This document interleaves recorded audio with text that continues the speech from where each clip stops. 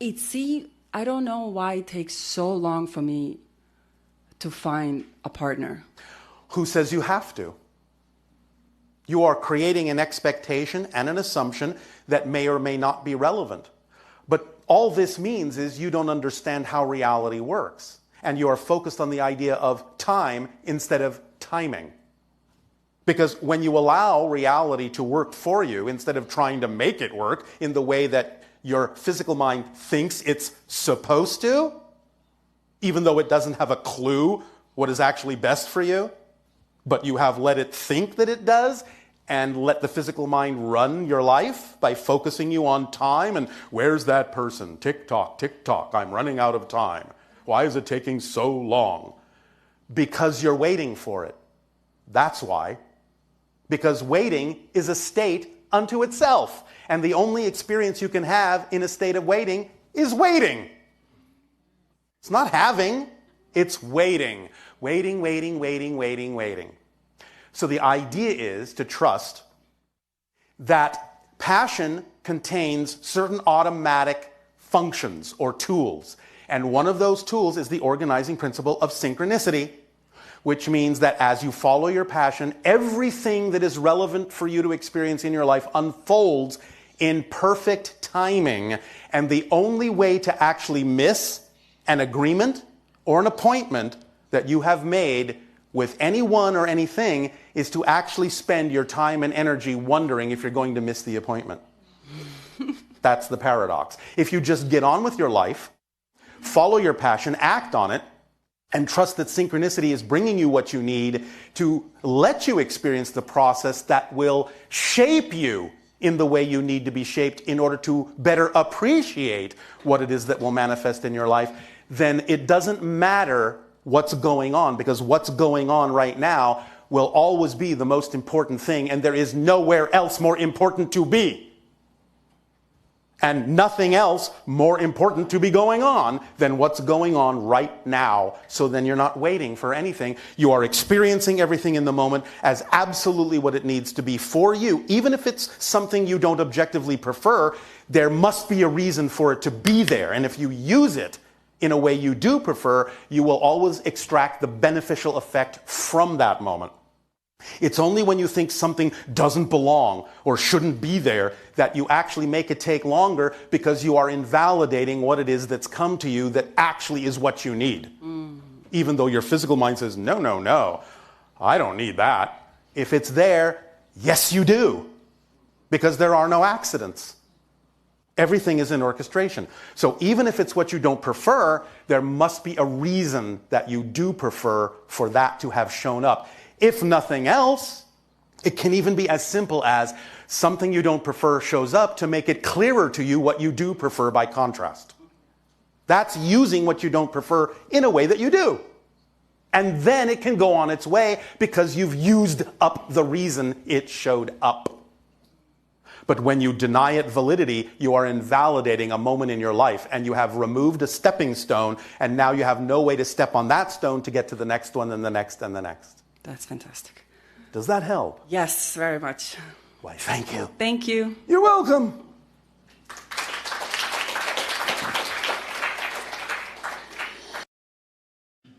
I had a timeline to find a job, and the timeline is due next week. And I guess it's just in gestation because it hasn't manifested physically.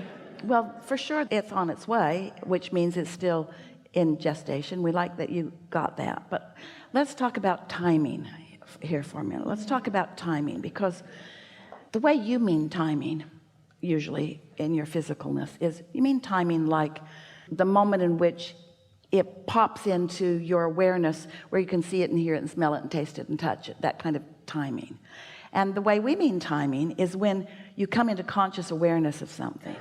And timing, we can't say the word timing. You all know what you mean by it, and we don't mean something different from what you mean by it. But we want to put with the word timing words like co-creation, words like blending, words like synchronicity, and many factors coming together simultaneously.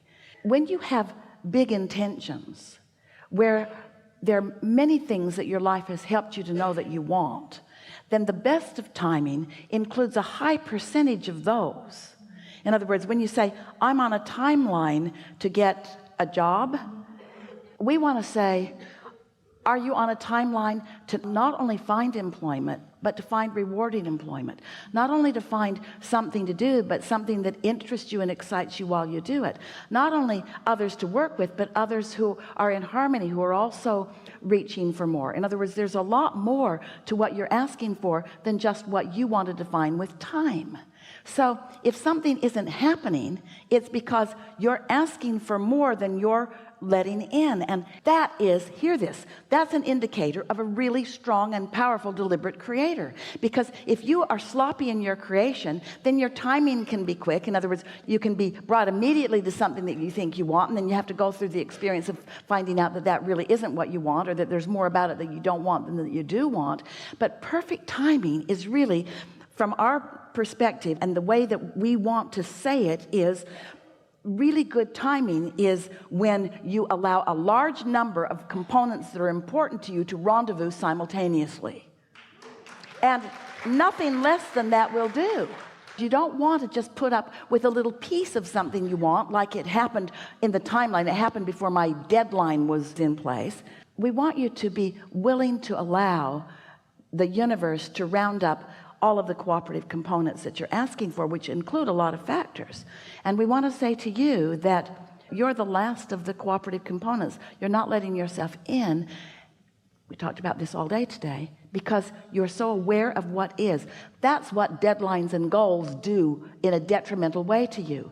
They make you focus upon the absence of what you want. They make you nervous. They make you feel frustrated. They make you feel tense.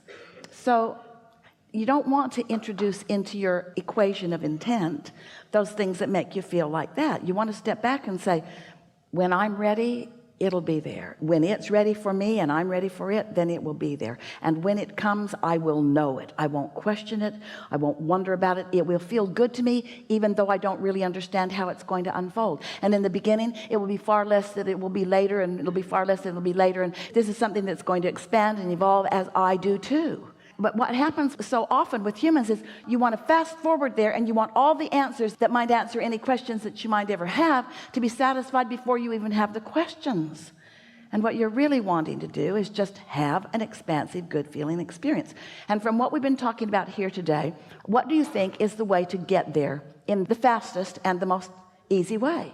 Is to feel good about where I am. Well, that takes some doing, because right now I don't have something that I really want, need.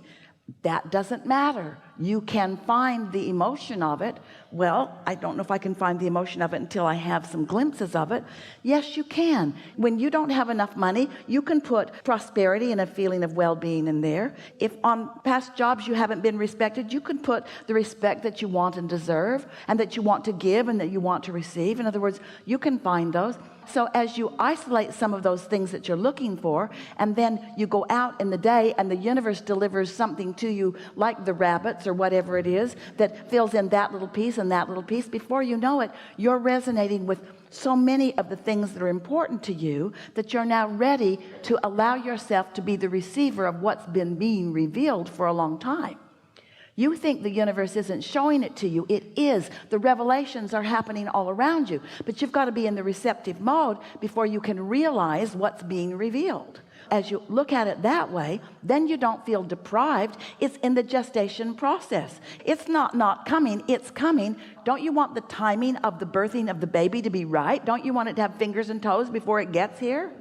Oh, I was in a hurry for you. Sorry about that.